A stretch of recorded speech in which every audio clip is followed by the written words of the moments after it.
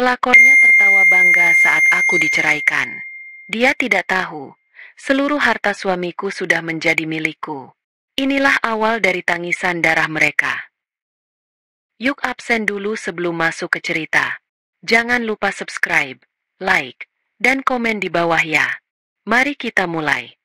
Alea Kanita, dalam balutan piyama sutra berwarna gading, menggeser layar tabletnya, menelaah proposal pitching klien baru dengan tatapan setajam elang. Di dunianya, segalanya adalah tentang presisi, data, dan strategi.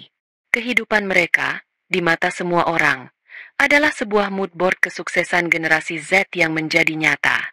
Alea dan Rafa, pasangan di bawah 30 tahun, adalah pendiri Creative Labs, sebuah agensi digital yang meroket dalam 3 tahun terakhir. Mereka adalah definisi couple goals yang fotonya sering menghiasi majalah bisnis dan direpost oleh akun-akun motivasi. Pagi, sayang. Sebuah suara serak memecah keheningan. Rafa muncul dari kamar tidur. Rambutnya yang ikal masih berantakan. Ia berjalan memeluk Alea dari belakang, mengecup lehernya sekilas sebelum mengambil cangkir kopi yang sudah disiapkan untuknya. Lagi-lagi sudah kerja? Kamu nggak ada capeknya, ya? Alea tersenyum tipis. Target kuartal ini nggak akan tercapai dengan tidur, Raf. Itu urusan tim. CEO itu tugasnya mendelegasikan, kata Rafa enteng, sambil mengunyah roti panggang. Ia bersandar di meja, ponsel di tangan. Pesonanya begitu mudah meluap bahkan di pagi hari. Rafa adalah wajah dari Creative Labs. Karismatik, pandai bicara, dan memiliki jejaring yang luar biasa. Dialah yang tampil di depan, yang memenangkan hati klien dalam pertemuan, yang menjadi bintang di setiap acara. Sementara Alea adalah otaknya. Dialah yang membangun sistem, merancang strategi kampanye dari nol, menganalisis pasar, dan yang terpenting, mengelola setiap rupiah yang masuk dan keluar. Pembagian peran yang sempurna. Setidaknya begitu pikir Alea dulu. Belakangan ini, ada retakan yang mulai terasa di surga kecil mereka. Retakan itu bernama meeting sampai larut malam. Frekuensinya semakin sering, alasannya semakin kabur. Ada klien potensial, atau lagi brainstorming sama anak-anak, katanya. Tapi saat Alea bertanya detailnya, jawaban Rafa selalu mengambang. Malam sebelumnya, Rafa pulang pukul 2 pagi, dengan aroma parfum wanita yang samar namun menusuk hidung, menempel di kemejanya. Ketika Alea menanyakannya, Rafa tertawa. Oh, itu? Tadi ketemu sama brand manager klien baru. Cewek. Biasalah. Cipika-cipiki basa-basi. Jangan kuno. Dong. Al. No. Kata itu terasa seperti tamparan. Alea yang merancang presentasi klien itu. Dan ia tahu persis brand manajernya adalah seorang bapak-bapak berusia 50-an. Tapi ia hanya mengangguk. Terlalu lelah untuk berdebat. Pagi ini, saat Rafa sedang asyik dengan ponselnya, sebuah notifikasi muncul di layarnya. Rafa buru-buru membalikkan ponselnya, namun Alea sudah sempat menangkap sekilas nama pengirimnya, Zoe Cinta. Jantung Alea berdebar sedikit lebih cepat. Siapa, Raf? Tanyanya, berusaha terdengar santai. Bukan siapa-siapa, cuma anak magang. Nanya soal kerjaan. Jawab Rafa, sedikit tergagap. Ia meneguk kopinya dengan cepat. Oh ya, sayang, nanti malam aku kayaknya pulang telat lagi. Ada dinner penting sama investor dari Singapura. Alea menatap suaminya. Pria yang ia cintai. Pria yang ia bangun impian bersamanya. Pagi itu, senyum Rafa terlihat seperti topeng yang dicat dengan indah. Namun catnya mulai terkelupas di bagian tepinya, memperlihatkan kebohongan di baliknya. Surga mereka tidak lagi utuh. Dan Alea merasakan hawa dingin yang merayap. Pertanda badai akan segera tiba. Keheningan malam di penthouse itu terasa memekakan telinga. Jarum jam menunjukkan pukul 1 dini hari. Di luar, gemerlap lampu kota Jakarta terhampar seperti permadani bintang yang tak terjangkau. Alea duduk di sofa beludru mereka yang mewah. Laptopnya menyala di pangkuan. Namun pikirannya melayang jauh. Investor dari Singapura, katanya. Alea yang mengatur jadwal keuangan perusahaan tahu persis. Tidak ada pertemuan dengan investor manapun minggu ini. Suara pintu depan yang terbuka pelan menyentakkannya dari lamunan. Rafa masuk dengan langkah yang dibuat sepelan mungkin, mengira Alea sudah tidur. Ia melepas sepatunya, meletakkan jasnya di sandaran kursi. "Kamu belum tidur?" tanya Rafa, sedikit terkejut melihat Alea menatapnya dari sofa. "Menunggumu." "Bagaimana dinernya?" tanya Alea, suaranya datar. "Lancar, lancar." Mereka tertarik, prospeknya bagus. Jawab Rafa, menghindari tatapan Alea. "Aku capek banget, mau langsung tidur." Ia melewati Alea dan masuk ke kamar. Tak lama kemudian, Alea menyusul. Ia melihat Rafa sudah terlelap di tempat tidur. Napasnya teratur. Kemejanya tergeletak di lantai. Ponselnya tergeletak di meja nakas, di samping tempat tidurnya. Alea berbaring, memunggungi suaminya. Matanya terbuka lebar menatap kegelapan. Rasa curiga yang selama ini coba ia tepis kini terasa seperti asam yang menggerogoti perutnya. Ia tidak bisa hidup dalam ketidakpastian ini. Tidur adalah kemewahan yang tak bisa ia nikmati. Setengah jam kemudian, dalam keheningan total, sebuah getaran pelan datang dari meja nakas. Layar ponsel Rafa menyala. Alea menahan napas. Dari sudut matanya, ia bisa melihat cahaya itu. Dengan gerakan sepelan mungkin, ia membalikkan tubuhnya. Jantungnya terasa seperti genderang perang. Layar itu masih menyala, menampilkan notifikasi di layar kunci. "Zoe cinta. Makasih ya sayang semalam. Best night ever. Gak sabar buat meeting kita selanjutnya. Love cinta." Dunia Alea berhenti berputar. Udara di dalam paru-parunya seakan tersedot habis. Semalam, bukan malam ini. Berarti ini sudah berlangsung lebih lama dari yang ia bayangkan. Kata meeting dalam tanda kutip itu adalah sebuah ejekan yang telak. Napasnya tercekat. Rasa sakit yang tajam dan dingin menusuk tepat di ulu hatinya, menyebar ke seluruh tubuhnya seperti racun. Ini dia, bukti yang menghancurkan semua harapan dan penyangkalan yang tersisa. Air mata panas mulai menggenang di pelupuk matanya, tapi ia menahannya. Menangis tidak akan menyelesaikan apapun. Tangannya gemetar hebat saat ia meraih ponselnya sendiri dari nakas di sisinya. Dengan hati-hati, ia membuka kamera, mengarahkannya ke layar ponsel Rafa yang masih menyala, dan menekan tombol potret. Suara klik palsu dari ponselnya terdengar begitu keras di telinga Alea, tapi Rafa tidak bergerak. Ia punya buktinya. Sebuah gambar digital yang dingin dan kejam. Alea kembali berbaring, memunggungi monster yang sedang tidur di sebelahnya. Rasa sakit itu kini mulai bermetamorfosis. Di bawah lapisan kesedihan yang menghancurkan, sesuatu yang lain mulai terbentuk. Sesuatu yang dingin, keras, dan tajam. Bukan lagi kesedihan seorang istri yang dikhianati, melainkan kalkulasi dingin seorang ahli strategi yang baru saja disodori data valid tentang musuhnya. Malam itu, Alea tidak tidur. Ia tidak menangis. Ia mulai berpikir. Fajar menyingsing. Namun bagi Alea, malam belum berakhir. Rafa sudah berangkat pagi-pagi sekali, dengan alasan ada meeting sarapan. Sebuah kebohongan yang kini terdengar begitu transparan dan menyedihkan. Sendirian di ruang kerjanya yang menghadap kota, Alea membuka laptopnya. Alat yang biasa ia gunakan untuk membangun kerajaan bisnis mereka, kini akan ia gunakan untuk membongkar kebusukannya. Dengan jari-jari yang bergerak mantap di atas keyboard, ia mengetikkan nama itu di kolom pencarian Instagram, Zoe. Profil pertama yang muncul langsung membuatnya yakin. Centang biru. Zoe Anastasia. 1,2 juta pengikut. Bionya bertuliskan, Digital Creator Lifestyle Luxury Enthusiast, Living My Best Life. Foto profilnya adalah close-up wajahnya yang tersenyum manis, dagu sedikit diangkat, tatapan mata yang seolah berkata, "Aku tahu aku cantik." Alea tertegun. Zoe. Tentu saja ia tahu Zoe.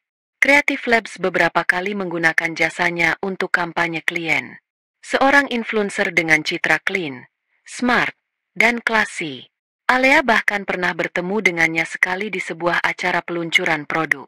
Ia ingat Zoe menyapanya dengan ramah, memuji pencapaian Creative Labs, dan tersenyum begitu manis. Senyum yang sama dengan yang ada di foto profilnya. Senyum iblis berwajah malaikat. Alea mulai menggulir feed Instagram Zoe. Semuanya adalah potret kesempurnaan yang dikurasi dengan teliti. Liburan di Eropa, tas-tas desainer, makan malam di restoran mewah, kutipan-kutipan inspiratif tentang kekuatan perempuan. Sebuah ironi yang membuat perut Alea mual. Tidak ada jejak Rafa di sana. Tentu saja, mereka terlalu pintar untuk itu. Tapi Alea lebih pintar. Keahliannya dalam analisis digital melampaui sekadar melihat feed. Ia mulai mencari lebih dalam, menggunakan alat analisis media sosial yang biasa ia pakai untuk riset kompetitor. Ia melacak tag, lokasi, dan interaksi. Namun hasilnya nihil. Mereka sangat rapi. Hingga sebuah ide terlintas di benaknya. Akun gosip. Tempat di mana semua rahasia gelap anak Jakarta tumpah. Ia membuka salah satu akun gosip paling terkenal. Sebut saja drama anak Jaksel. Ia menggunakan fitur pencarian, mengetikkan nama Rafa dan Zoe. Dan di sanalah ia menemukannya. Sebuah postingan dari 3 minggu yang lalu. Sebuah kiriman dari follower anonim. Foto itu sedikit buram, diambil dari jauh, tapi tidak diragukan lagi. Rafa dan Zoe sedang berciuman di tepi kolam renang sebuah villa pribadi di Uluwatu, Bali. Latar belakang matahari terbenam yang dramatis. Di foto kedua, Rafa terlihat memeluk Zoe dari belakang. Keduanya tertawa lepas. Caption dari akun gosip itu berbunyi, "Spill dari DM. Katanya Babang CEO ganteng inisial R lagi, work from Bali. Sama influencer centang biru inisial Z worknya di private villa mesra-mesraan gini toh? Istrinya tahu nggak ya?" Dada Alea sesak. 3 minggu yang lalu, Rafa bilang ia ada konferensi digital di Bali. Sebuah konferensi yang semua biayanya, mulai dari tiket pesawat kelas bisnis hingga akomodasi, diatur dan dibayar oleh Alea menggunakan dana perusahaan.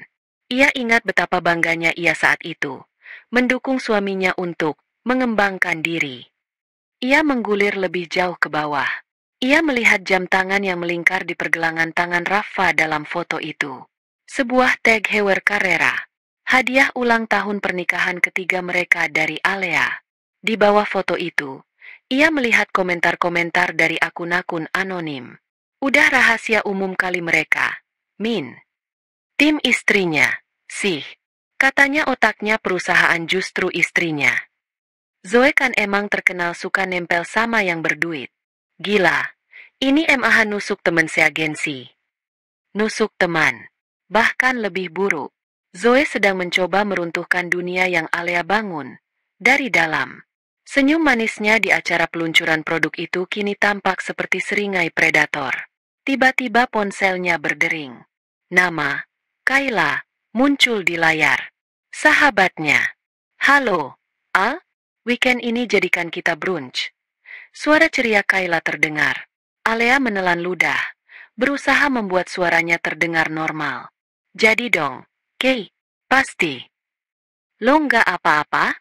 Suara lo kok aneh. "Nggak apa-apa, cuma kurang tidur. Banyak kerjaan." Bohong Alea. Kay, udahan dulu ya. Ada telepon masuk dari klien. Nanti gue telepon lagi." Ia menutup telepon sebelum Kayla bisa bertanya lebih jauh. Ia belum siap berbagi. Bukan karena malu, tapi karena sebuah rencana mulai terbentuk di benaknya. Rencana ini membutuhkan kepala dingin dan kerahasiaan absolut. Rencana ini bukan hanya tentang mengakhiri pernikahan. Ini tentang mengambil kembali semua yang menjadi miliknya. Malam itu, Alea tidak menyiapkan makan malam. Ia tidak menyeduh kopi. Ia hanya duduk di ruang tengah yang luas, di bawah sorotan lampu gantung kristal yang pernah mereka pilih bersama. Ia mengenakan gaun rumah sederhana, wajahnya polos tanpa riasan. Di atas meja kopi di hadapannya, tergeletak beberapa lembar foto yang baru ia cetak di kantornya. Foto buram dari akun gosip, dan hasil screenshot notifikasi dari ponsel Rafa. Ketika Rafa pulang, ia langsung merasakan atmosfer yang berbeda, dingin dan tegang. "Hai," sapanya ragu. "Kok gelap-gelapan?" Alea tidak menjawab. Ia hanya menunjuk ke arah sofa di seberangnya. "Duduk. Rafa, kita perlu bicara." Rafa menelan ludah. Firasat buruk mulai menjalari dirinya. Ia duduk, menjaga jarak. Matanya tertumbuk pada foto-foto di atas meja. Wajahnya langsung pucat pasi. Ini apa, Al?" tanyanya. Suaranya terdengar bodoh di telinganya sendiri. "Ini pertanyaan yang seharusnya aku ajukan padamu," jawab Alea. Suaranya tenang mengerikan. "Ini apa, Rafa? Konferensi digital di Bali? Dinner dengan investor dari Singapura? Atau meeting dengan anak magang?" Setiap kata diucapkan dengan penekanan yang tajam, menusuk pertahanan Rafa yang rapuh. Rafa mencoba mengelak. Insting pertamanya adalah berbohong. "Al, ini nggak seperti yang kamu kira. Ini editan. Orang mau jatuhin aku." Alea tertawa.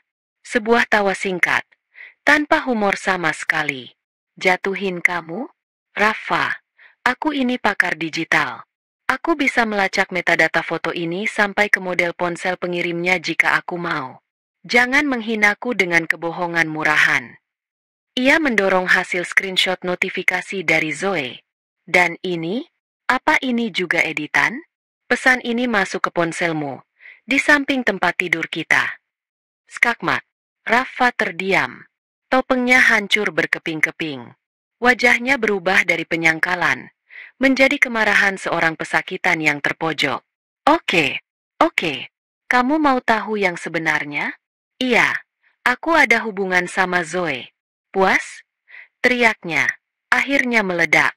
"Dan tahu kenapa? Karena aku capek sama kamu." Alea mengangkat alis. "Capek?" "Iya, capek. Kamu itu kaku. Al, dingin. Hidup itu bukan cuma soal target, profit, dan proposal. Zoe mengerti aku. Dia membuatku merasa hidup. Dia menyenangkan. Dia spontan. Dia mengagumiku." Setiap kata adalah belati yang memilin luka di hati Alea. Jadi, semua kerja kerasnya, semua malam tanpa tidurnya untuk membangun fondasi kerajaan mereka, semua itu dianggap sebagai sesuatu yang kaku dan dingin. "Aku mengagumimu, Rafa," bisik Alea. Suaranya bergetar untuk pertama kalinya. "Aku mengagumi versimu yang dulu. Versi yang punya mimpi, bukan hanya nafsu." "Versi itu bosan," potong Rafa kasar. "Aku nggak mau hidup seperti robot lagi. Aku mau bahagia, Al. Dan kebahagiaanmu ada bersama dia." Rafa menatap Alea dengan tatapan yang kini asing. Dingin, tanpa penyesalan, dan penuh ketidaksabaran. Seolah Alea adalah penghalang yang harus disingkirkan. "Iya," jawabnya mantap. "Aku pilih dia." Keheningan menyelimuti ruangan. Suara detak jam di dinding terdengar memalu. "Kalau begitu, tidak ada lagi yang perlu dibicarakan," kata Alea pelan, mengumpulkan sisa-sisa harga dirinya. Rafa mengangguk cepat, seolah lega. "Bagus, kita buat ini jadi mudah. Pengacaraku akan menghubungimu besok." Ia berhenti sejenak, lalu menambahkan dengan nada yang paling kejam, "Kita cerai." Kata itu menggantung di udara, meracuni setiap sudut ruangan yang pernah mereka sebut rumah. Alea tidak menangis. Ia hanya menatap kosong ke arah suaminya, atau sekarang, calon mantan suaminya, dan melihat seorang pengecut yang menyedihkan. Seorang pria yang rela membakar istana hanya karena terpesona pada kilau api murahan dari luar. Hari itu tiba lebih cepat dari yang Alea duga. Bukan di ruang sidang pengadilan yang formal, melainkan di kantor pengacara yang steril dan dingin. Proses perceraian mereka dipercepat. Rafa ingin semuanya selesai secepat mungkin, dan Alea, dengan alasannya sendiri, tidak menentang. Alea datang mengenakan blus putih sederhana dan celana bahan hitam. Riasannya minimalis. Rambutnya diikat rapi. Ia memancarkan aura ketenangan yang membuat pengacara Rafa sedikit gugup. Ia duduk tegak, ditemani Bang Ezra, pengacara muda yang telah ia sewa diam-diam. 5 menit kemudian, pintu terbuka. Rafa masuk, diikuti oleh sesosok wanita yang berjalan dengan dagu terangkat. Zoe Anastasia. Zoe mengenakan gaun merah menyala yang memeluk tubuhnya. Harganya jelas lebih mahal dari gabungan seluruh pakaian yang Alea kenakan hari itu. Tas Chanel bertengger di lengannya, dan sepatu hak tingginya berketuk angkuh di lantai marmer. Ia sengaja datang untuk sebuah pertunjukan, untuk menandai teritorinya, untuk memamerkan kemenangannya. Ia duduk di sebelah Rafa, tangannya langsung menggandeng lengan pria itu dengan posesif. Ia melemparkan senyum manis yang beracun ke arah Alea. "Hai, Alea. Semoga kamu baik-baik aja, ya." Sapanya dengan nada yang dibuat-buat prihatin. Alea hanya mengangguk kecil, tanpa membalas senyumnya. Matanya tetap fokus pada dokumen-dokumen di atas meja. Prosesnya berjalan lancar. Pembagian harta. Rafa, melalui pengacaranya, menegaskan bahwa semua aset utama, perusahaan, properti, investasi, adalah miliknya. Ia adalah founder CEO. Alea, menurut mereka, hanya berhak atas beberapa aset pribadi dan tunjangan perceraian yang jumlahnya terbilang menghina jika dibandingkan dengan nilai perusahaan. Bang Ezra, sesuai instruksi Alea, tidak banyak berdebat. Ia hanya memastikan beberapa klausul kecil, lalu mengangguk pada Alea. "Bang Alea setuju dengan semua poin ini?" tanya pengacara Rafa, seolah tak percaya betapa mudahnya. "Ya, saya setuju," jawab Alea. Suaranya jelas dan mantap. Rafa tersenyum puas. Ia melirik Zoe, dan Zoe membalasnya dengan tatapan penuh kemenangan. Zoe lalu berbisik kepada Rafa, namun cukup keras agar bisa didengar Alea. "Lihat dia, kayak orang kalah. Pasrah." Alea mendengarnya. Ia merasakan tusukan itu, tapi wajahnya tetap tanpa ekspresi. Saatnya penandatanganan. Rafa membubuhkan tanda tangannya dengan gerakan cepat dan angkuh. Kemudian, giliran Alea. Saat ia mengambil pena, ia merasakan tatapan Zoe yang tajam dan mengejek. Ketika pena itu menyentuh kertas, dan Alea menarik garis tanda tangannya, sebuah tawa kecil yang tertahan lolos dari bibir Zoe. Bukan tawa terbahak-bahak, melainkan tawa kecil yang penuh dengan superioritas dan rasa bangga.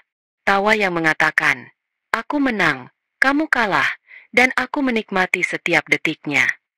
Rafa tersenyum miring melihat reaksi kekasih barunya. Setelah Alea selesai, Rafa berdiri. "Oke, semua sudah beres," katanya dengan nada final. Ia menatap Alea untuk terakhir kalinya. "Semua aset ini milikku. Kamu boleh ambil pakaianmu dan beberapa barang pribadimu dari penthouse. Aku kasih waktu sampai besok." Alea tidak menjawab. Ia hanya membereskan tasnya, berdiri, dan mengulurkan tangan pada Bang Ezra. "Terima kasih, Bang Ezra. Semuanya sudah sesuai rencana."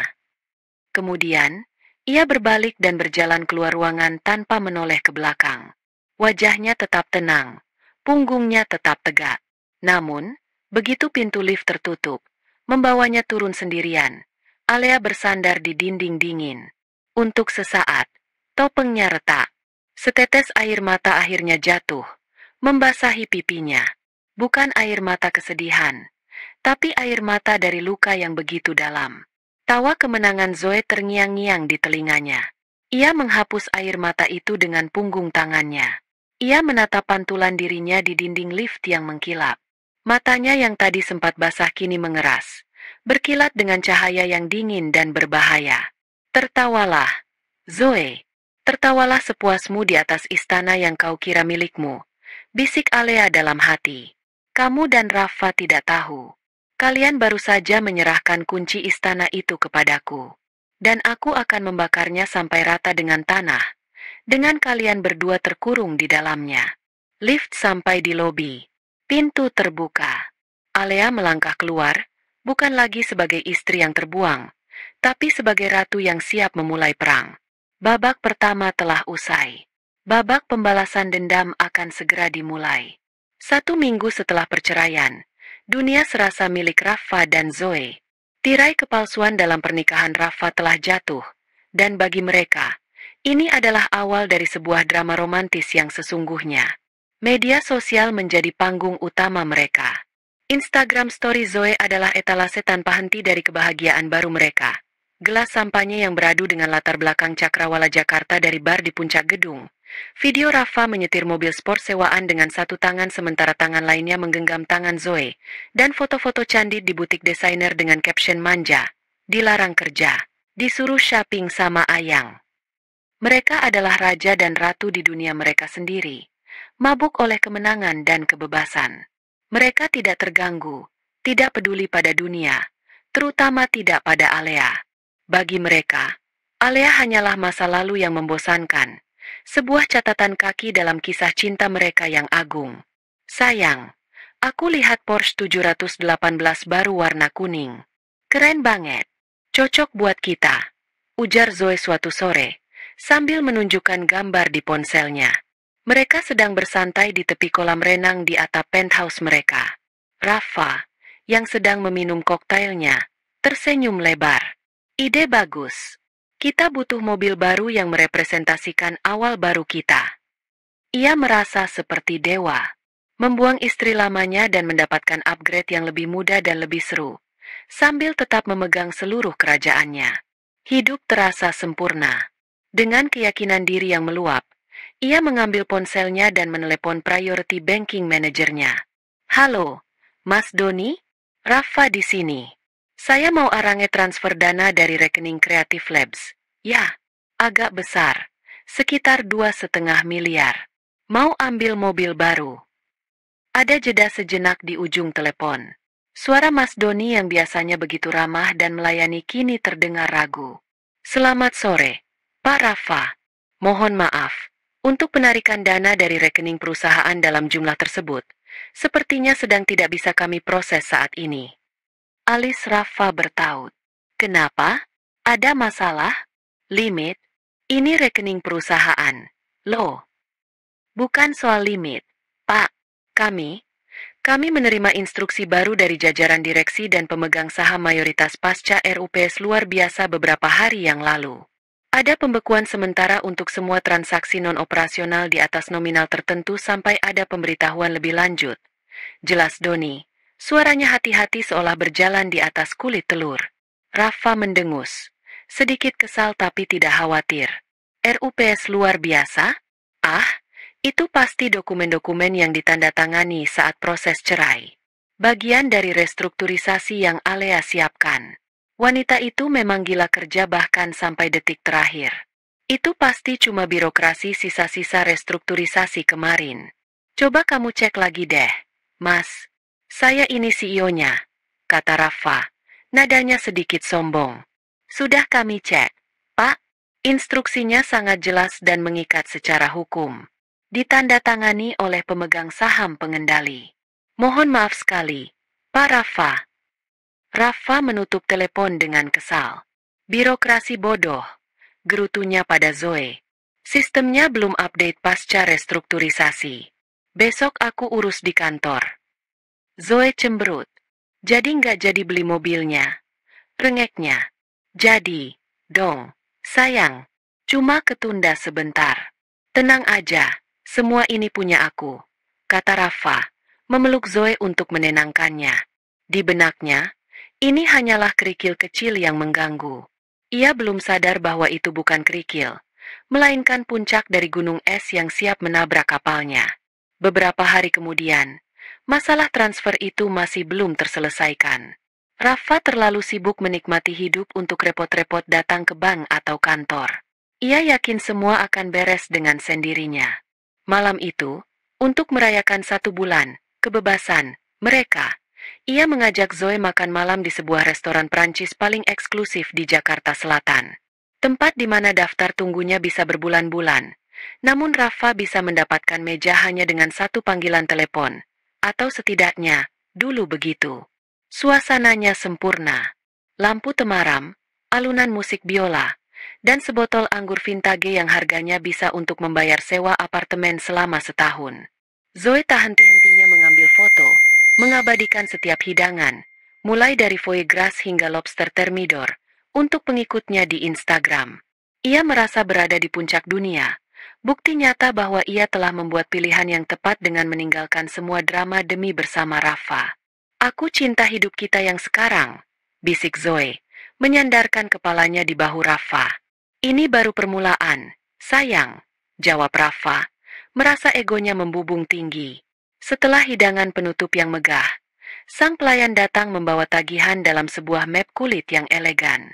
Rafa, dengan gerakan seorang raja, mengeluarkan kartu kredit andalannya, kartu hitam metalik dengan tulisan unlimited. Ia menyerahkannya kepada pelayan tanpa melihat nominal tagihannya. Beberapa menit berlalu. Pelayan itu kembali. Wajahnya tampak canggung dan pucat. Mohon maaf sebesar-besarnya, Pak. Kartu Bapak ditolak. Rafa tertawa kecil, mengira itu sebuah kesalahan. Coba lagi. Mungkin geseknya salah. Pelayan itu mengangguk dan pergi. Lalu kembali lagi dengan ekspresi yang lebih panik. Sudah kami coba 3 kali. Pak, jawabannya sama dari bank. Transaction declined.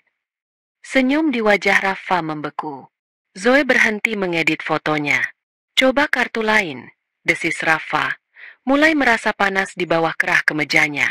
Ia mengeluarkan kartu platinum dari dompetnya. Hasilnya sama. Ditolak. Kartu ketiga, sebuah kartu korporat, juga ditolak. Restoran yang tadinya terasa hangat dan romantis kini terasa seperti panggung interogasi. Bisikan-bisikan mulai terdengar dari meja sebelah. Beberapa pengunjung yang mengenali mereka sebagai pasangan viral mulai menatap dengan campuran rasa ingin tahu dan cemoohan. Wajah Zoe yang tadinya berseri-seri kini memerah karena malu dan marah. Bagaimana ini, Rafa? Bisiknya tajam, suaranya bergetar. Ini memalukan. Rafa, dengan keringat dingin yang mulai membasahi pelipisnya, terpaksa menelepon manajer banknya lagi, di depan pelayan yang menunggu dengan canggung. Jawabannya sama seperti beberapa hari lalu, namun lebih mengerikan.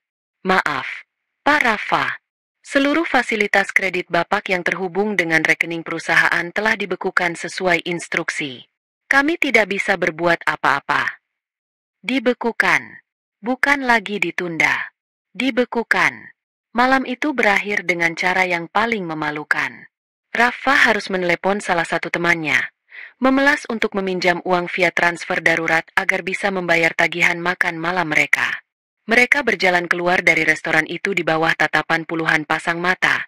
Keangkuhan mereka luntur total, hanya menyisakan rasa malu yang membakar. Di dalam mobil menuju pulang, tidak ada lagi bisikan cinta. Hanya keheningan yang berat dan penuh tuduhan. Fondasi istana pasir mereka baru saja terkikis oleh gelombang pertama.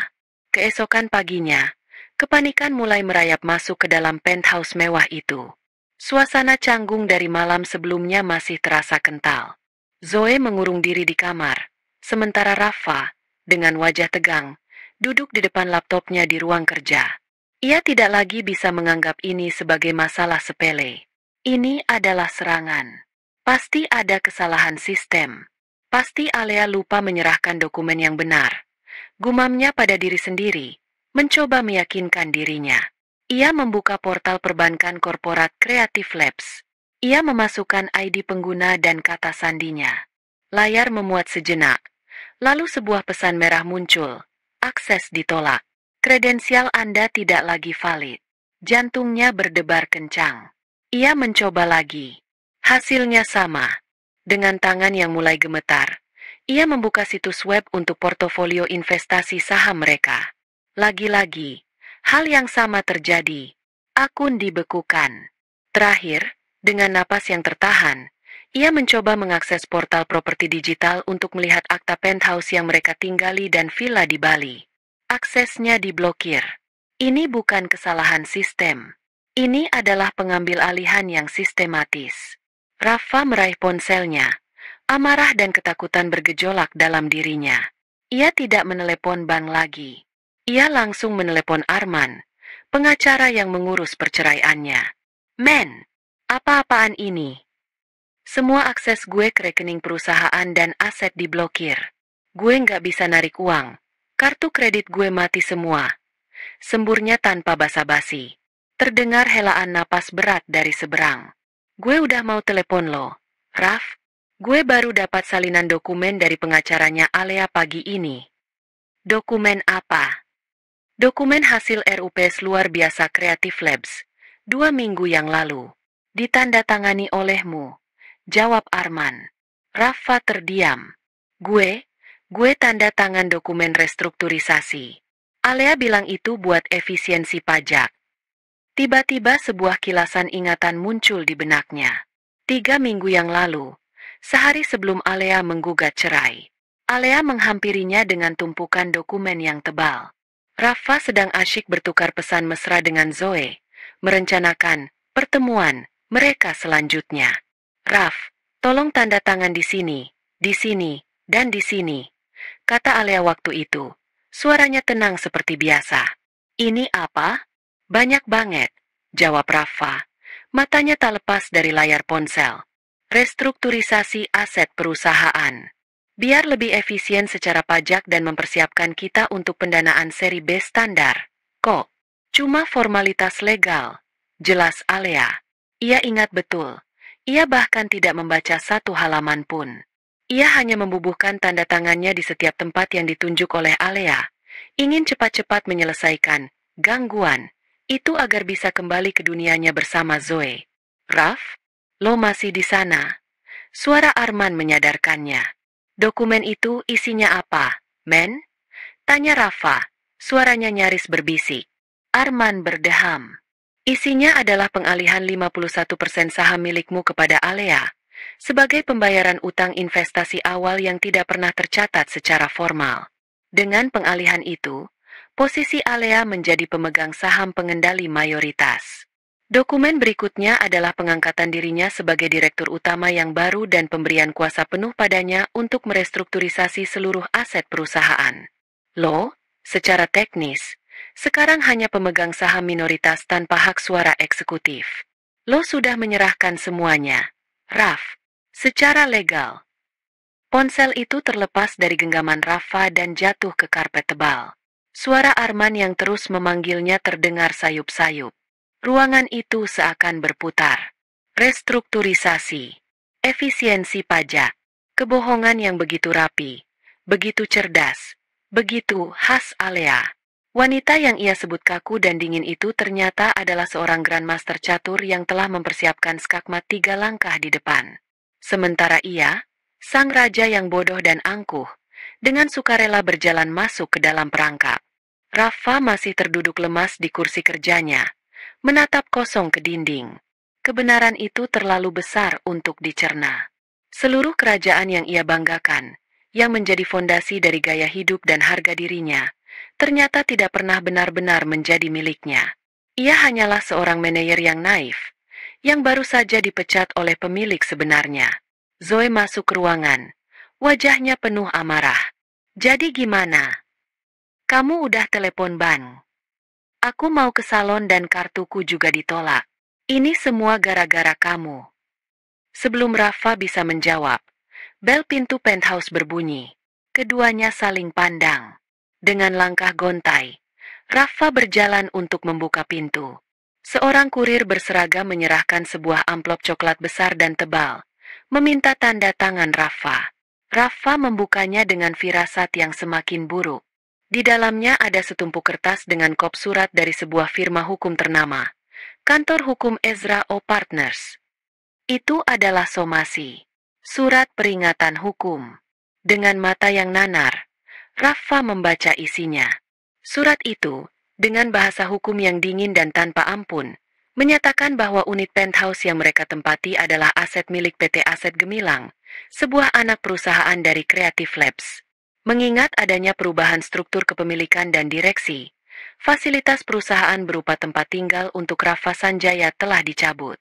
Mereka diberi waktu 7 hari kalender untuk mengosongkan properti tersebut secara sukarela. Jika tidak, pihak pemilik akan menempuh jalur hukum untuk melakukan pengosongan paksa. Di bagian bawah, tertera nama yang jelas, Alea Kanita, Direktur Utama PT Aset Gemilang. Ini surat pengusiran, bisik Rafa. Kertas di tangannya bergetar. Zoe merebut surat itu dari tangan Rafa. Matanya membelalak saat membaca isinya. Nggak mungkin. Kamu bilang ini rumah kamu. Pekiknya. Suaranya melengking karena panik. Kamu bohongin aku, Rafa. Saat itulah, dari jendela besar mereka yang menghadap ke area lobi gedung, mereka mendengar suara bising. Suara mesin derek yang berat. Mereka bergegas ke jendela. Di bawah sana, di depan lobi mewah gedung apartemen mereka, sebuah truk derek besar sedang bersiap. Dua mobil sport, Mercedes AMG Gigaton milik Rafa dan Range Rover Evoque milik Zoe, yang cicilannya dibayar perusahaan, sedang diangkut paksa, disaksikan oleh beberapa penghuni lain dan satpam yang hanya bisa melihat tanpa daya. Itu adalah tontonan publik yang brutal. Harta benda mereka dilucuti satu persatu di depan mata semua orang. Penthouse ini bukan lagi rumah mereka, melainkan sangkar emas yang sebentar lagi akan direbut.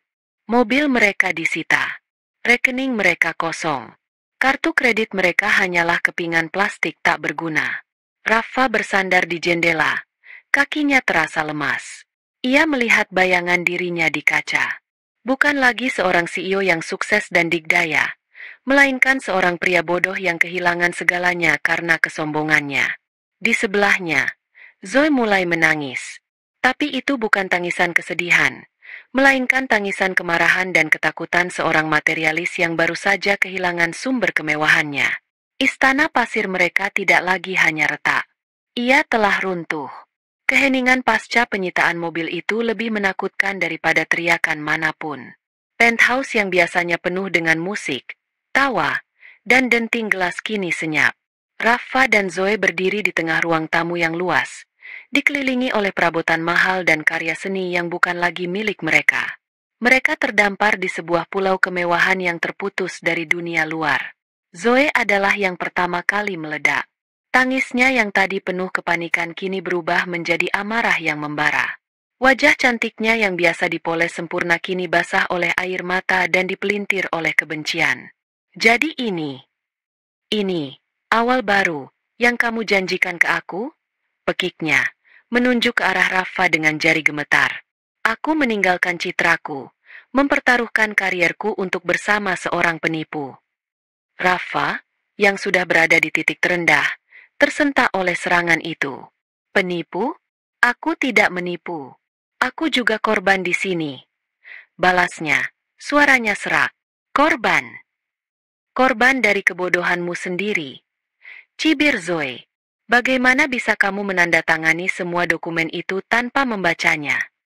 Apa yang ada di otakmu, Rafa? Oh, aku tahu. Tidak ada. Otakmu ada di celanamu. Hinaan itu telak mengenai sasaran. Rafa merasa seolah ditelanjangi. Jaga bicaramu, Zoe. Kalau bukan karena kamu terus-terusan merengek minta ini dan itu, kalau bukan karena aku terlalu sibuk membahagiakanmu, aku mungkin akan lebih fokus pada pekerjaan. Itu adalah kesalahan besar. Zoe tertawa, sebuah tawa histeris yang mengerikan. Menyalahkanku? Kamu pikir aku mau sama kamu kalau kamu itu gembel? Aku bersama Rafa sang CEO sukses, bukan Rafa si pengangguran bodoh yang baru saja ditendang dari perusahaannya sendiri oleh mantan istrinya. Setiap kata adalah garam yang ditaburkan di atas luka menganga. Mantan istrinya, Alea, wanita yang ia remehkan, yang ia campakan, kini memegang nasib mereka di telapak tangannya. Setidaknya aku membangun sesuatu, teriak Rafa. Kamu, apa yang kamu punya selain jumlah follower palsu dan tas-tas yang sekarang bahkan tidak bisa kamu jual? Pertengkaran itu semakin menjadi-jadi. Mereka saling melempar hinaan paling kejam, membongkar semua kepalsuan dalam hubungan mereka. Cinta yang mereka agung-agungkan ternyata hanyalah sebuah transaksi bisnis. Rafa menyediakan kemewahan. Zoe menyediakan validasi dan tubuhnya. Sekarang setelah modal Rafa ludes, kontrak mereka pun batal. Aku mau kita punya Porsche kuning, ejek Rafa, menirukan suara manja Zoe. Aku mau tas Birkin, balas Zoe, menirukan keangkuhan Rafa. Tenang aja, semua ini punya aku. Mereka berputar-putar di ruang tamu itu seperti dua hewan buas yang terperangkap dalam satu kandang, saling menyalahkan atas bencana yang menimpa mereka. Kemewahan di sekeliling mereka, sofa Fendi, lampu gantung Murano, pemandangan kota yang spektakuler, kini menjadi saksi bisu dari kehancuran total mereka. Zoe akhirnya berhenti berteriak. Ia menatap Rafa dengan tatapan dingin dan penuh perhitungan. Dengar, Rafa, aku tidak peduli bagaimana caranya. Kamu harus perbaiki ini. Temui Alea. Mohon padanya. Bersujud kalau perlu. Dapatkan kembali uang itu. Karena aku tidak akan hidup seperti ini. Dengan ultimatum itu, ia berbalik dan membanting pintu kamar tidur utama, meninggalkan Rafa sendirian di tengah puing-puing kehidupannya. Rafa merosot ke lantai, menyandarkan kepalanya ke sofa yang dingin. Ia kalah telak, bukan hanya kehilangan harta, tapi juga harga diri. Dan yang paling menakutkan dari semuanya adalah kesadaran bahwa ini barulah permulaan. Alea belum selesai dengan mereka. Ini baru bagian kedua dari neraka yang ia ciptakan khusus untuk mereka. Hari pengusiran adalah hari yang kelabu. Langit Jakarta seolah ikut berduka, menumpahkan gerimis yang membuat suasana semakin menyedihkan. Rafa dan Zoe, dibantu dua orang porter bayaran, mengangkut kotak-kotak kardus berisi sisa-sisa kehidupan mereka. Pakaian, beberapa barang elektronik kecil, dan kenangan pahit. Perabotan mewah, karya seni, dan semua kemegahan penthouse itu mereka tinggalkan, seperti properti di sebuah lokasi syuting yang sudah selesai digunakan. Saat mereka menunggu lift barang di lobi belakang yang pengap, Rafa melihat sebuah majalah bisnis tergeletak di meja satpam. Sampulnya begitu mencolok hingga mustahil untuk diabaikan. Wajah seorang wanita menatap lurus ke depan. Tatapannya tajam, senyumnya tipis namun penuh kuasa. Di bawah foto itu, tertulis judul besar dengan huruf emas. Alea Kanita, Sang Ratu di Balik Tahta. Membongkar mitos Creative Labs dan melahirkan Ascend Digital. Jantung Rafa serasa berhenti berdetak. Ia mengambil majalah itu dengan tangan gemetar. Zoe, melihat wajah Rafa yang pucat, ikut menengok. Matanya membelalak. Itu Alea. Tapi bukan Alea yang mereka kenal. Bukan istri pendiam yang bekerja di belakang layar. Ini adalah Alea versi 2.0. Rambutnya dipotong lebih pendek dan modern. Setelan blazer yang ia kenakan memancarkan otoritas. Dan di matanya ada kilat kemenangan yang dingin. Rafa membuka halaman utama dengan kasar. Artikel itu adalah sebuah mahakarya pembantaian karakter yang elegan. Isinya menceritakan kisah inspiratif di balik kesuksesan Creative Labs yang ternyata selama ini digerakkan oleh kejeniusan strategis dan ketajaman finansial Alea Kanita. Rafa disebut beberapa kali, namun hanya sebagai rekan pendiri dan wajah karismatik perusahaan di masa awal. Artikel itu secara halus namun telak memposisikan Rafa tak lebih dari seorang brand ambasador yang beruntung, sementara Alea adalah arsitek tunggal di balik semuanya. Pukulan terakhir datang di paragraf penutup. Kini, Alea Kanita siap membawa visinya ke tingkat selanjutnya. Dengan membubarkan Creative Labs, ia meluncurkan entitas baru yang lebih kuat, Ascend Digital. Ascend berarti naik, ujar Alea dalam wawancara eksklusif kami. Ini adalah tentang naik lebih tinggi setelah membuang beban yang tidak perlu. Dengan jajaran direksi yang seluruhnya diisi oleh wanita-wanita hebat, Ascend Digital siap menjadi kekuatan baru di industri. Beban yang tidak perlu. Desis Rafa. Kata-kata itu menusuknya lebih tajam dari pisau. Dialah beban itu. Zoe menatap foto Alea dengan campuran rasa iri dan benci yang pekat. Dia merencanakan ini semua. Bisiknya. Saat itulah pintu lift barang terbuka. Porter memanggil mereka dengan tidak sabar. Rafa dan Zoe, dengan langkah berat, masuk ke dalam kotak besi yang sempit itu bersama tumpukan kardus mereka. Saat pintu lift tertutup, bayangan terakhir yang mereka lihat adalah wajah Alea di sampul majalah, tersenyum penuh kuasa. Mereka terusir dari istana mereka di hari penobatan Sang Ratu yang baru.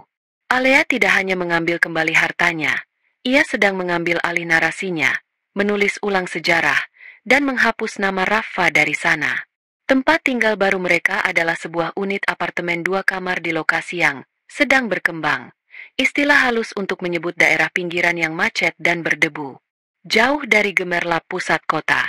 Dindingnya bercat putih kusam dengan beberapa bekas rembesan air. Pemandangan dari jendelanya adalah tembok apartemen sebelah. Dan suara klakson dari jalanan di bawah menjadi musik latar yang tak pernah berhenti. Euforia kemenangan telah menguap sepenuhnya. Digantikan oleh keputusasaan yang lengket seperti udara lembab Jakarta.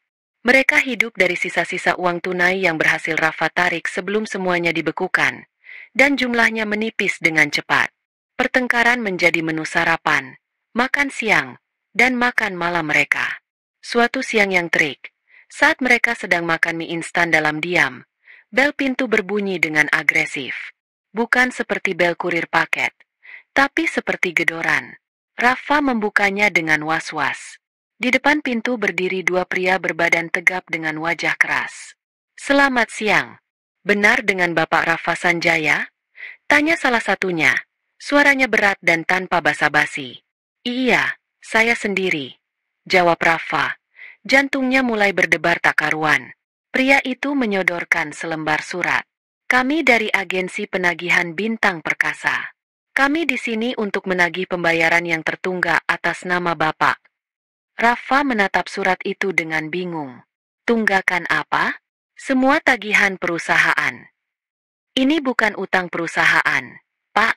Ini utang pribadi," potong pria kedua. Nadanya lebih mengintimidasi. "Pinjaman personal sebesar 500 juta rupiah dari bank swasta nasional. Ditambah 3 kartu kredit dari bank berbeda dengan total tagihan hampir 300 juta. Semuanya atas nama Bapak. Dan sudah jatuh tempo selama 2 bulan. Kepala Rafa pusing. Ia ingat sekarang. Pinjaman personal itu ia ambil untuk membelikan Zoe jam tangan Audemars Piguet sebagai hadiah kejutan. Kartu-kartu kredit itu adalah yang mereka gunakan untuk liburan ke Eropa tahun lalu. Saat mengajukan semua itu, ia dengan percaya diri menjadikan kepemilikan sahamnya di Creative Labs sebagai jaminan aset. "Jaminannya kan saham saya." Pria pertama tertawa sinis. "Saham Bapak sekarang nilainya 0 besar, kan? Menurut bank, Bapak sudah bukan siapa-siapa di perusahaan itu. Jadi, utang ini menjadi utang pribadi tanpa jaminan.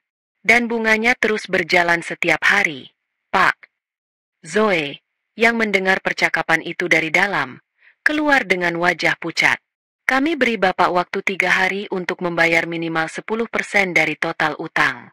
Kalau tidak, kami akan datang lagi. Dan kunjungan kami berikutnya tidak akan seramah ini," kata pria kedua, menatap tajam ke arah Rafa dan Zoe sebelum berbalik pergi. Pintu ditutup. Rafa bersandar lemas di daun pintu. Ini adalah level neraka yang baru. Mereka tidak hanya bangkrut. Mereka terjerat utang hampir 1 miliar rupiah. Utang yang ia ciptakan untuk membiayai gaya hidup palsu demi memenangkan hati wanita yang kini menatapnya dengan jijik. Alea tidak perlu melakukan apa-apa lagi. Bom waktu finansial yang Rafa tanam sendiri kini meledak satu persatu. Dan Alea hanya perlu duduk manis dan menonton dari jauh. Bagi Zoe, kehilangan uang adalah bencana, tapi kehilangan citra adalah kiamat. Dunianya dibangun di atas ilusi kesempurnaan. Dan ilusi itu kini hancur berkeping-keping. Merek-merek yang dulu mengantre untuk bekerja sama dengannya kini mengirimkan email pemutusan kontrak satu persatu, dengan alasan, tidak sejalan lagi dengan citra merek kami. Ia mencoba untuk tetap relevan. Ia masih mencoba memposting konten. Tapi segalanya terasa salah.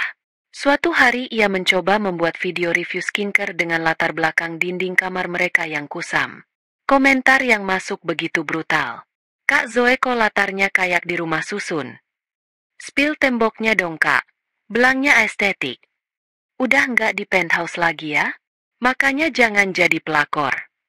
Karma is real, Sista."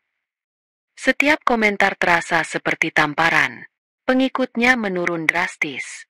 Engagement rate-nya anjlok. Ia, Zoe Anastasia sang ratu gaya hidup, kini menjadi bahan tertawaan nasional. Keputusasaan adalah motivator yang kuat.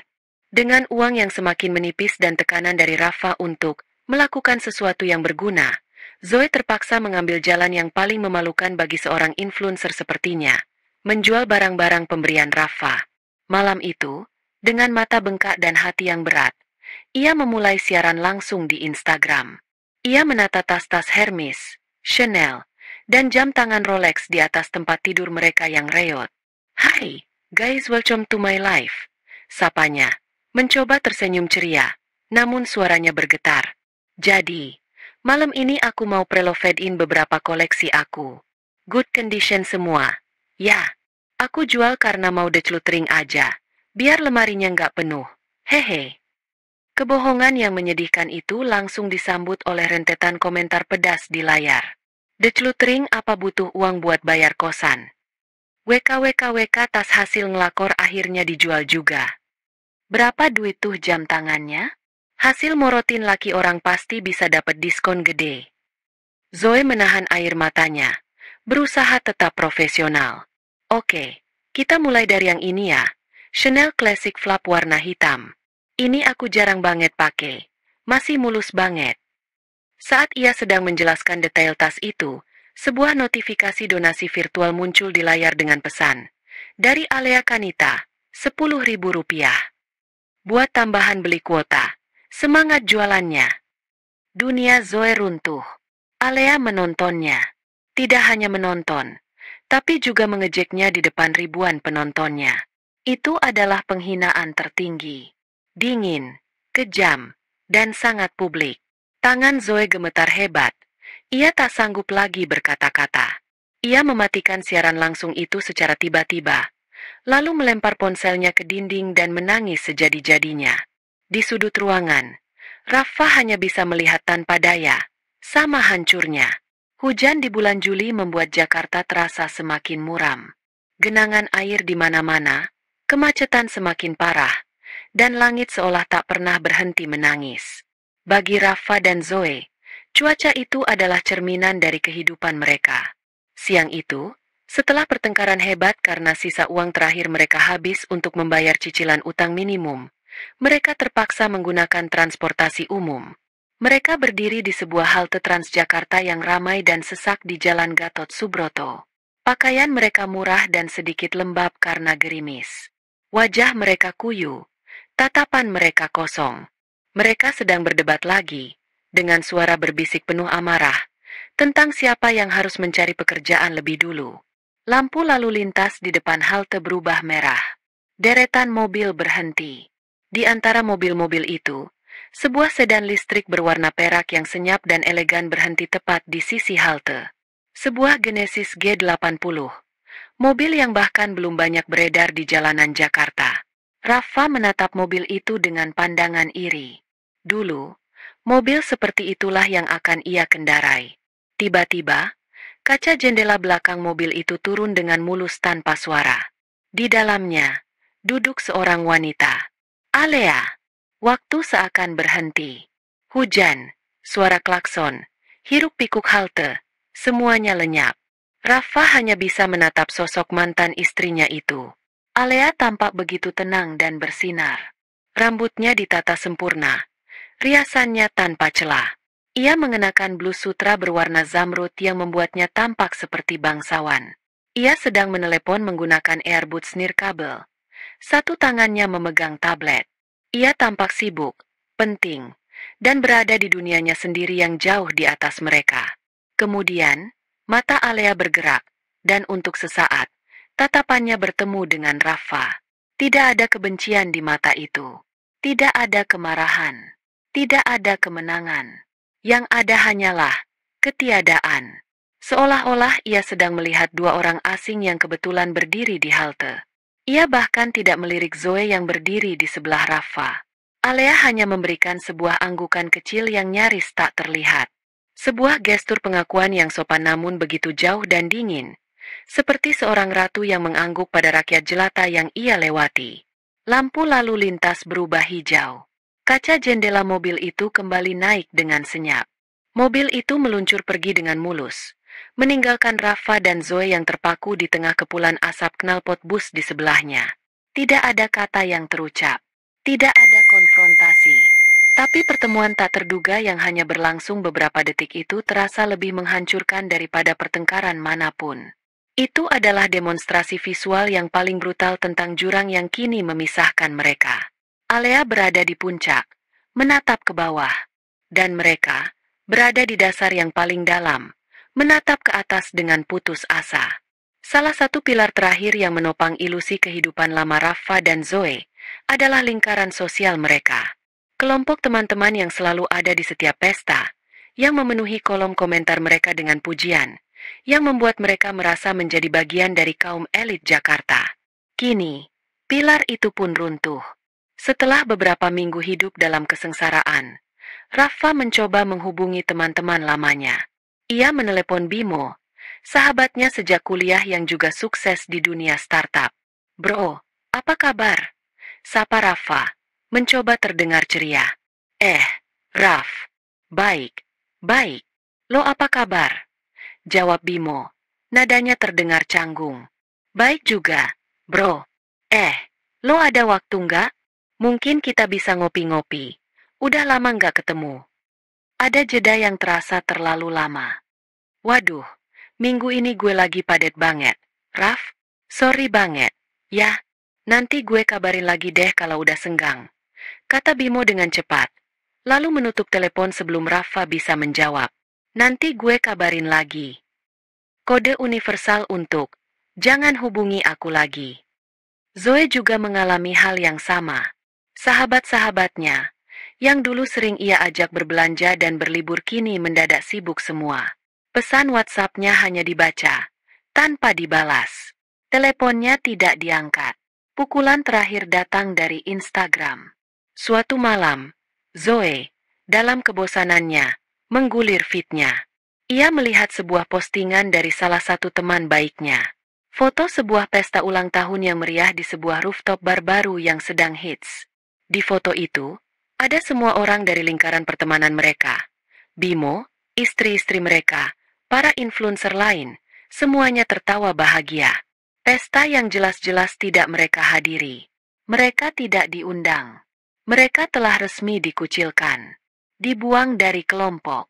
Seperti anggota kawanan yang sakit, mereka ditinggalkan agar tidak menulari yang lain dengan penyakit, kebangkrutan, dan citra buruk.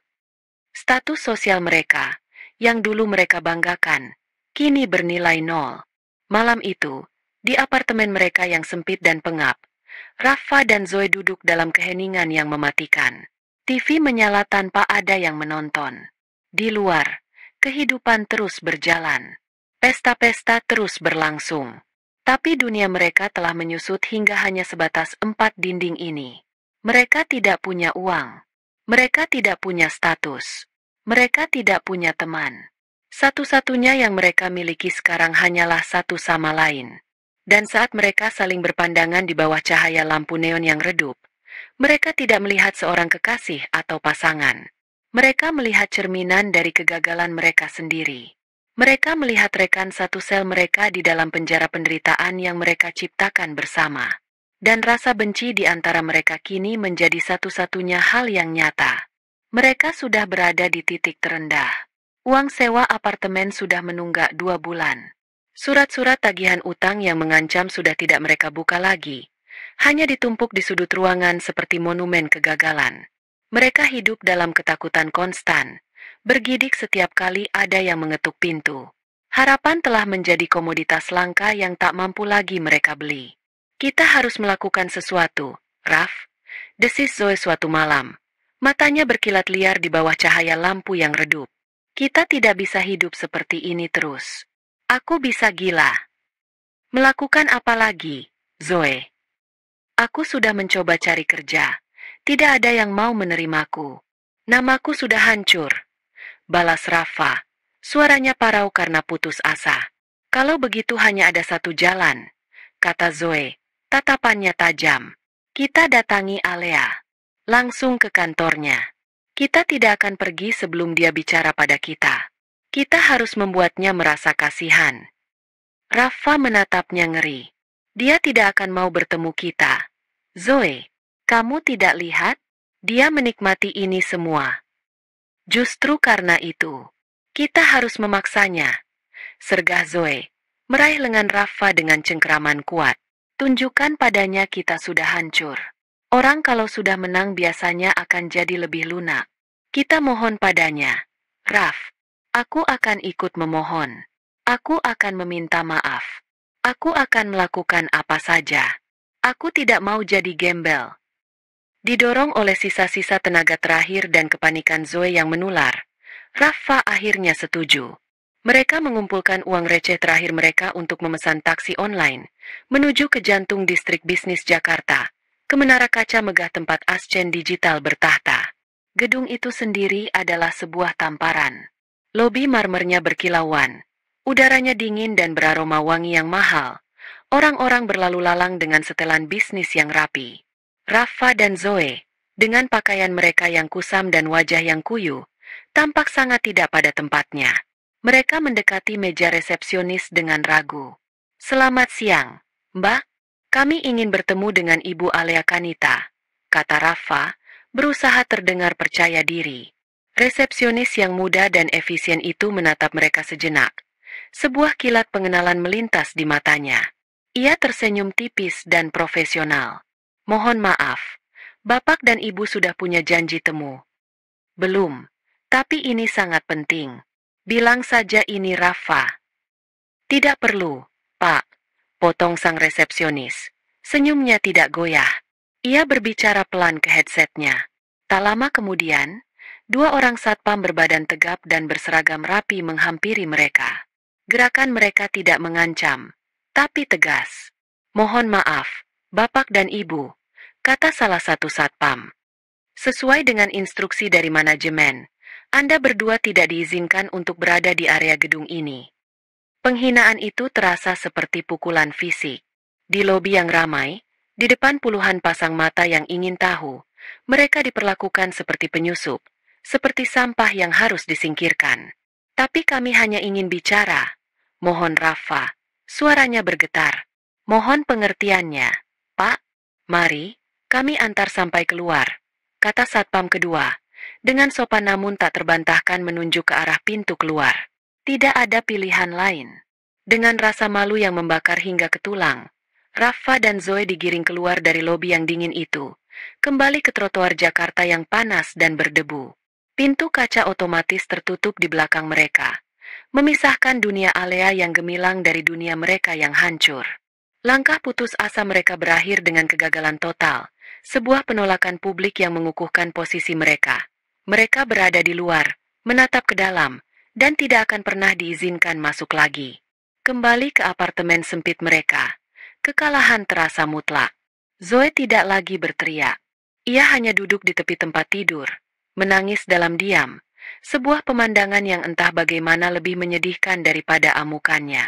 Rafa merosot di sofa, menatap langit-langit yang retak, merasa seluruh energi dalam tubuhnya telah terkuras habis. Mereka sudah sampai di ujung jalan. Tidak ada lagi yang bisa dilakukan. Saat itulah ponsel butut Rafa bergetar. Sebuah notifikasi email masuk. Biasanya ia akan mengabaikannya, menganggap itu hanyalah pengingat tagihan lain. Tapi kali ini, nama pengirimnya membuatnya tertegun. Ezra Pratama, Ezra O Partners Law Office. Dengan tangan gemetar, ia membuka email itu. Isinya singkat, formal, dan dingin. "K. Bapak Rafa Sanjaya. Menindaklanjuti upaya pertemuan yang Bapak lakukan hari ini di gedung Ascend Digital. Klien kami, Ibu Alea Kanita, telah menyetujui untuk bertemu dengan Bapak dan Ibu Zoe Anastasia guna melakukan penyelesaian akhir atas semua hal yang terkait. Pertemuan akan dilaksanakan pada hari tanggal Jumat, 26 Juli 2025. Waktu pukul 14 WIB. Tempat, ruang rapat, Catalyst. Coworkspace lantai 3, Gedung Merah Putih, Jalan Gatot Subroto Kaf. 12. Mohon konfirmasi kehadiran Anda. Klien kami tidak akan memberikan kesempatan kedua untuk pertemuan ini. Hormat kami. Ezra Pratama, SH, MH. Sebuah secercah harapan, sekecil apapun, muncul di hati Rafa. Alea mau bertemu. Mungkin penolakan di lobi tadi hanyalah cara Alea untuk menunjukkan kuasanya sebelum akhirnya luluh. Mungkin ia masih punya hati. Zoe, panggilnya pelan. Alea mau bertemu kita. Zoe mengangkat kepalanya. Matanya merah dan bengkak. Rafa menunjukkan email itu padanya. Coworkspace. Cibir Zo lemah. Kenapa tidak di kantornya atau di restoran? Rafa tidak memikirkannya. Tapi pilihan lokasi itu sebenarnya adalah sebuah pesan. Ini bukan pertemuan pribadi. Ini bukan negosiasi antar teman lama. Ini adalah sebuah agenda bisnis yang steril, di lokasi yang netral dan tidak punya kenangan apapun. Alea tidak mengundang mereka ke dunianya. Ia memanggil mereka ke sebuah ruang tanpa emosi untuk sebuah transaksi terakhir. Ini bukan undangan perdamaian. Ini adalah panggilan untuk eksekusi. Ruang rapat, catalyst, persis seperti namanya. Steril, modern, dan tanpa karakter. Dinding kaca, meja putih panjang, dan beberapa kursi ergonomis. Saat Rafa dan Zoe tiba, Alea sudah ada di sana, duduk dengan punggung tegak lurus. Di sampingnya, Bang Ezra tampak tenang sambil menata beberapa dokumen di dalam sebuah map tipis. Alea tampak persis seperti di sampul majalah. Ia mengenakan gaun kerja sederhana berwarna biru tua, rambutnya tergerai rapi, dan wajahnya memancarkan ketenangan yang mengerikan. Ia hanya menatap mereka saat mereka masuk dan duduk di seberang meja, tanpa senyum, tanpa sapaan. Keheningan itu menyiksa. Rafa, mengingat rencana mereka, memutuskan untuk memulai. Al, panggilnya. Suaranya serak. Terima kasih sudah mau bertemu. Kami tahu kami salah. Sangat salah. Aku minta maaf atas semuanya. Al, tolonglah. Al, pikirkan masa-masa kita dulu. Kita pernah membangun mimpi bersama. Alea mengangkat tangannya. Sebuah gerakan kecil yang langsung membungkam Rafa. Jangan, katanya, suaranya datar, namun memotong udara seperti pecahan kaca. Jangan pernah sebut kita lagi, Rafa. Tidak pernah ada kita dalam membangun mimpi. Yang ada hanya aku yang membangun, dan kamu yang menikmati hasilnya. Ia mendorong map tipis di hadapannya ke tengah meja. Kamu mau penyelesaian akhir? Baiklah, mari kita selesaikan. Bang Ezra membuka map itu, mengeluarkan selembar dokumen. Ini adalah perjanjian pranikah yang Anda berdua tanda tangani. Pak Rafa, Ibu Alea. Di dalamnya jelas tertulis bahwa seluruh aset yang berasal dari modal pribadi Ibu Alea sebelum menikah, beserta seluruh hasil pengembangannya, adalah milik pribadi Ibu Alea. Rafa mengerutkan kening. Tapi Creative Labs dibangun saat kita sudah menikah. Benar, kata Alea, mengambil alih. Dan modal awal Creative Labs sebesar 2 miliar rupiah berasal dari mana? Raf? Itu dari penjualan apartemen warisan orang tuaku. Apartemen yang sudah kumiliki jauh sebelum aku mengenalmu. Kamu datang dengan apa? Dengan senyum menawan dan ide-ide besar di atas kertas serbet. Aku yang datang dengan modal nyata. Ia mengeluarkan dokumen lain. Rincian transfer bank dari rekening pribadinya ke rekening perusahaan yang baru dibuka saat itu. Tak terbantahkan. Selama bertahun-tahun, aku membiarkanmu percaya bahwa kita adalah mitra 50-50. Karena aku mencintaimu, dan aku naif. Aku pikir dengan memberimu status, kamu akan termotivasi. Ternyata aku salah. Aku hanya menciptakan monster yang haus validasi. Dokumen restrukturisasi yang kamu tanda tangani tanpa kamu baca itu. Lanjutnya, suaranya semakin dingin. Itu bukanlah sebuah tipuan. Itu adalah koreksi. Koreksi legal untuk mengembalikan kepemilikan perusahaan ke tanganku.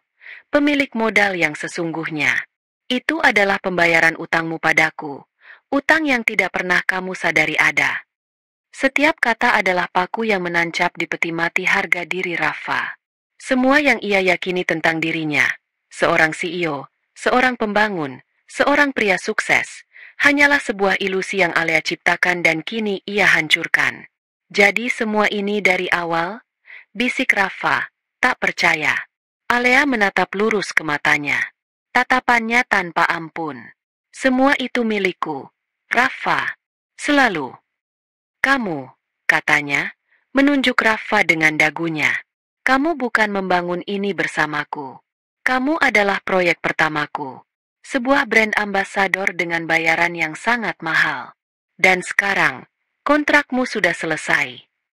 Kebenaran itu menghantam Rafa seperti sebuah longsoran. Seluruh fondasi identitas dirinya runtuh dalam hitungan detik. Ia bukan raja yang kerajaannya direbut. Ia adalah pesuruh yang dari awal memang tidak pernah memiliki apa-apa. Napasnya menjadi berat. Wajahnya memucat, lalu memerah, lalu kembali pucat. Ia menatap Alea, wanita yang dulu ia remehkan, dan kini melihat sosok raksasa yang tak terkalahkan. Al, jangan-jangan begini. Rintihnya, pertahanannya hancur total. Ia bangkit dari kursinya, berjalan memutari meja dan tanpa ragu, bersujud di lantai di depan kaki Alea.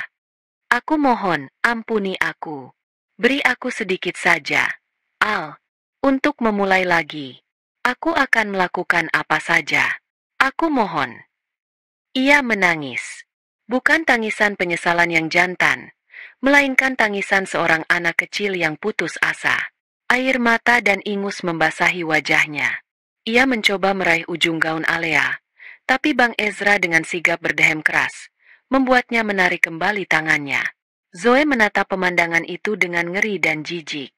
Harapannya yang terakhir, bahwa Rafa bisa meluluhkan hati Alea, kini pupus sudah. Ia melihat Rafa bukan lagi sebagai mantan kekasihnya yang gagah, melainkan sebagai cacing yang menyedihkan. Dan saat itu juga, semua rasa frustrasi dan penderitaannya selama berbulan-bulan meledak. Berdiri, Rafa, pekiknya, suaranya melengking dan penuh kebencian. Jangan membuat dirimu lebih menyedihkan lagi. Itu tidak ada gunanya. Ia menatap Alea, matanya menyala-nyala. Kamu puas sekarang, hah? Kamu senang melihat kami seperti ini? Kamu memang iblis. Alea hanya menatapnya dengan dingin. Melihat tidak ada reaksi, amarah Zoe beralih sepenuhnya pada Rafa yang masih tersungkur di lantai. Ini semua salahmu, jeritnya, menunjuk-nunjuk Rafa. Pria lemah, pria bodoh. Kamu bilang kamu CEO. Kamu bilang kamu kaya. Kamu menghancurkan hidupku. Aku membencimu. Kamu yang merayuku, balas Rafa sambil terisak. Kamu yang membuatku buta. Aku tidak akan merayu gembel sepertimu kalau aku tahu kamu tidak punya apa-apa. Mereka bertengkar hebat di sana, di ruang rapat yang dingin itu. Saling menyalahkan, saling menghina, membongkar semua kebusukan dan kepalsuan hubungan mereka di depan Alea dan pengacaranya. Kisah cinta couple goals mereka berakhir dalam sebuah pertunjukan tragis yang penuh kebencian. Alea menontonnya selama beberapa saat, wajahnya tanpa ekspresi, seolah sedang menonton drama yang membosankan. Akhirnya, ia berdiri. Gerakannya itu langsung menghentikan pertengkaran mereka. Keduanya menatap Alea. Napas mereka terengah-engah. Alea merapikan gaunnya, lalu menatap mereka berdua untuk terakhir kalinya. Dulu kalian tertawa saat aku menangis, katanya. Suaranya tenang namun bergema di ruangan itu. Sekarang, nikmatilah kebahagiaan kalian berdua. Ia berhenti sejenak, memberikan pukulan terakhir. Bukankah ini yang kalian inginkan? Selalu bersama, dalam suka dan duka. Dengan itu, ia berbalik. Bang Ezra membukakan pintu untuknya. Mereka melangkah keluar, meninggalkan Rafa yang masih menangis di lantai dan Zoe yang berdiri membeku karena amarah dan kekalahan, terkurung bersama dalam neraka yang mereka ciptakan sendiri. Pembayaran telah lunas.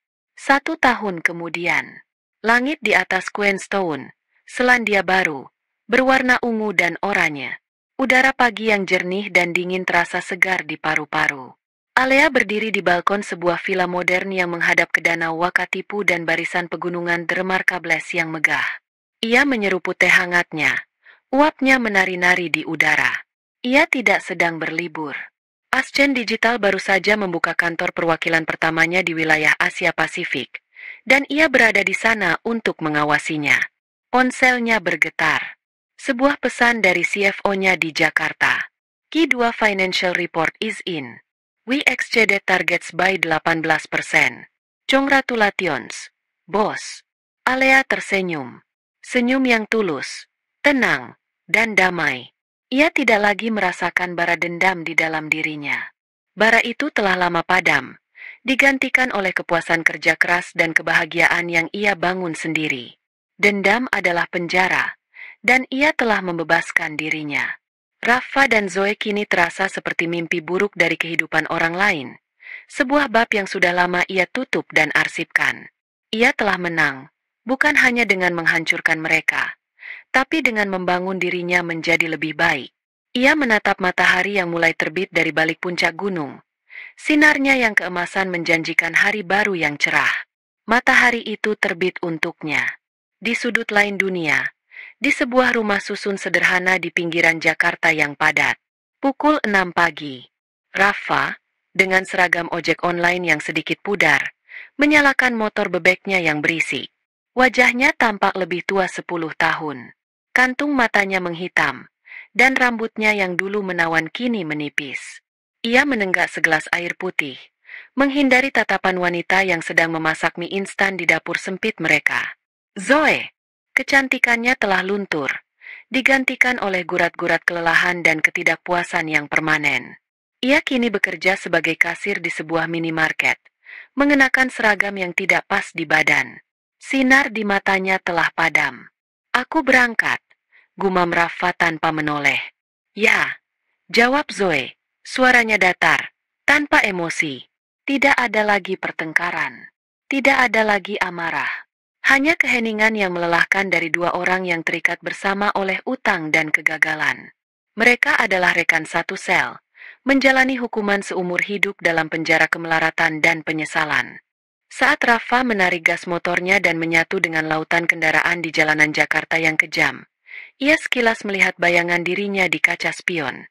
Seorang pria tanpa nama, tanpa masa depan. Di saat yang sama, ribuan kilometer jauhnya, Alea menyaksikan matahari terbit yang megah. Kehidupan terus berjalan, membagikan takdir yang paling adil untuk mereka semua. Dan begitulah akhir dari kisah pembalasan dendam Alea. Ia menemukan mataharinya sendiri, sementara mereka yang mengkhianatinya selamanya terbenam dalam penyesalan yang mereka ciptakan. Cerita sudah selesai, sekarang giliran kalian. Menurut kalian, hukuman untuk Rafa dan Zoe ini sudah pas dan setimpal, atau sebenarnya masih kurang kejam? Coba komen di bawah, kalian masuk tim mana? Tim pembalasan elegan atau tim harus lebih sengsara? Aku tunggu pendapat kalian.